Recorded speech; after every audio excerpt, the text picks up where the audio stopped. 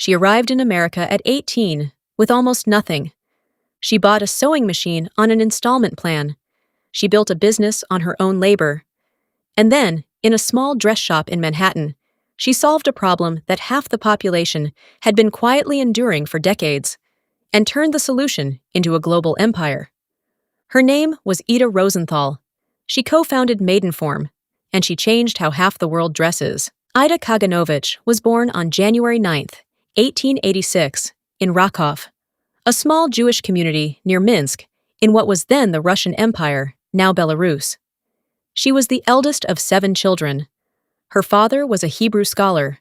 Her mother ran the family's general store, and she impressed upon all her children that self-sufficiency was not optional, it was survival.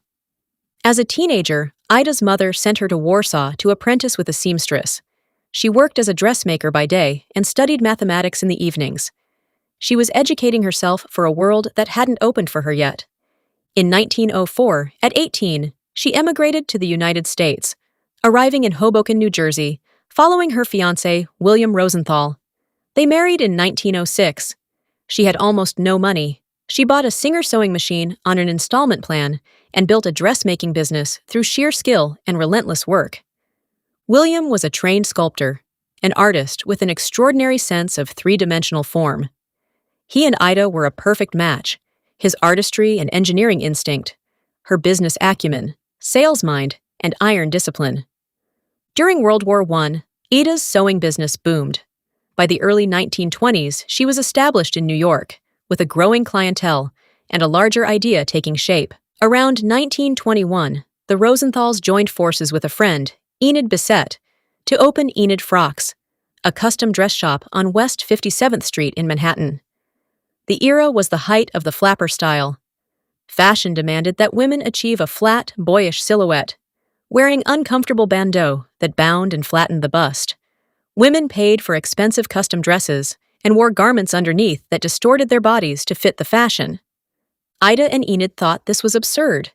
They redesigned the undergarment, creating a bra with cups that supported and conformed to the natural figure rather than flattening it. They named it the Maidenform, a deliberate contrast to the boyish form style it was meant to replace. At first, they gave it away with every dress they sold. Then the customers started coming back, asking to buy the bra without the dress. Demand overwhelmed the shop. The bra business had eclipsed the dress business. In 1923, with initial capital of just $4,500, the Maidenform Brassiere Company was formally incorporated. By 1925, they had stopped making dresses entirely and opened their first factory in Bayonne, New Jersey. The division of labor became clear. William designed, inventing standardized A, B, C, D cup sizes, maternity bras, nursing bras, and adjustable straps. Ida ran everything else: sales, finance, union negotiations, assembly line production, and constant travel, nationally and internationally, opening department store accounts on every continent. William had also studied Henry Ford's automobile assembly line and applied the principle to bra manufacturing, breaking production into specialized sequential steps. This approach, first pioneered at Maidenform, transformed garment manufacturing broadly. By 1928, Maidenform was producing nearly 500,000 bras annually. When the boyish flapper look gave way to the curvier, more feminine fashions of the 1930s, led by stars like Mae West and Jane Russell, Maidenform was perfectly positioned. The product that had bucked fashion was now aligned with it. By 1938, gross earnings exceeded $4.5 million a year. Then came World War II. Ida recognized immediately that the key to survival was becoming essential to the war effort. She traveled to Washington and secured military contracts, producing soldiers' uniforms, coats, parachute fabric. With military contracts came priority access to raw materials, including the rubber needed for elastic straps. Maidenform kept producing throughout the war while competitors struggled. She also made a remarkable argument to the War Production Board that female factory workers who wore uplift bras experienced less fatigue than those who did not. Government studies confirmed it. Brassieres were classified as essential war production. Maidenform received the materials it needed. And then there were the pigeon vests. Maidenform designed and produced cup-shaped cloth vests for carrier pigeons, allowing paratroopers to carry homing birds when they parachuted behind enemy lines. The bra manufacturer was now making military communications equipment. Only Ida Rosenthal would have thought of it. When the war ended and Christian Dior unveiled his new look in 1947, cinched waists and prominent busts, Maidenform's bras were exactly what the fashion demanded. Ida had kept the factory running throughout the war. She was perfectly positioned for the post-war boom before anyone else had seen it coming. In 1949, a copywriter at a New York advertising agency named Mary Phileas created the concept that would define Maidenform for a generation: the "I Dreamed" campaign. The first ad read, "I dreamed I went shopping in my Maidenform bra." It depicted a fashionable woman, wearing only a bra above the waist, confidently going about her life. Ida Rosenthal was initially skeptical. The campaign launched anyway. It caught fire immediately, despite protests that it was too risque. Over the next 20 years, Maidenform produced 210 different "I Dreamed" ads, showing women winning elections, going on safari, swaying juries, climbing mountains, driving chariots, all in a Maidenform bra. It ran from 1949 to 1969, and it became one of the most famous advertising campaigns in American history. Maidenform was making itself not just a product, but a cultural institution. By 1960, the company sold 10% of all brassieres in America.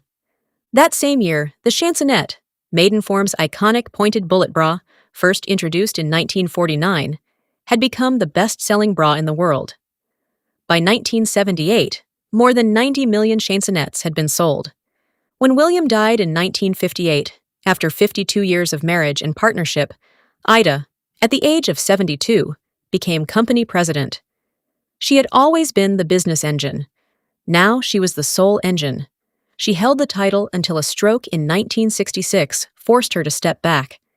In 1963, at 77, she traveled to the Soviet Union as the only woman on a U.S. trade delegation studying Soviet apparel factories. At 80, she was still making 2 overseas business trips a year. She did not slow down because the world expected her to. She slowed down only when her body made it unavoidable.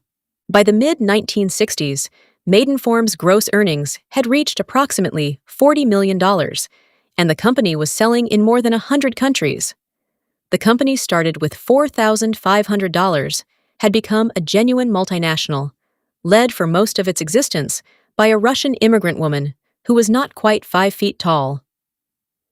Ida Rosenthal died in New York City on March 29, 1973. She was 87 years old. She had worked, by any measure, for nearly 70 years, almost entirely as the driving force of her own enterprise. What did Ida Rosenthal actually build? 4 things that outlasted everything she made. First, the modern brassiere, the cup-based design that supports the natural figure. Williams' ABCD cup sizing system became the global standard. Every bra made today uses the architecture Maidenform pioneered. Second, the brand identity for intimate apparel. The "I Dreamed" campaign proved that underwear could have a name, a personality, and a loyal following. The entire modern lingerie industry's marketing model descends from Rosenthal's insight that women would choose a specific brand, not just a size. Third, the assembly line method for garment manufacturing. Williams' adaptation of Ford's production model to bra making became standard practice across the clothing industry. Maidenform's innovation outlasted the company itself. Fourth, the template of the immigrant entrepreneur. She arrived with nothing and built something enormous, through skill, discipline, and a refusal to stop. Her story is one of the purest expressions of the American entrepreneurial tradition. 3 lessons from Ida Rosenthal's life. First, listen to what customers actually want. Maidenform was born because customers kept asking for the bra without the dress. She heard the signal and built a company around the request. The most powerful businesses are often built on the simplest observations. Second, stay essential when times get hard. Her wartime strategy, securing military contracts, arguing that bras reduced worker fatigue, making pigeon vests, kept Maidenform running when others struggled. She didn't just survive the war, she emerged from it stronger. Third, a simple idea, relentlessly executed. Maidenform was not complicated. It was a better-fitting bra. What made it an empire was 20 years of disciplined sales, manufacturing, marketing, and global expansion, all driven by one woman who never stopped moving. She came from Russia at 18 with almost nothing. She left a global empire and a product in every home in America. No one succeeds alone, but I do believe that today, just as when my husband and I began, a simple idea can still lead to great fulfillment. Thank you for joining us for episode 23. Our next episode is Sarah Breedlove Walker, born to formerly enslaved parents in 1867, who built a hair care empire from scratch and became the first self-made female millionaire in American history. Until then, stay curious.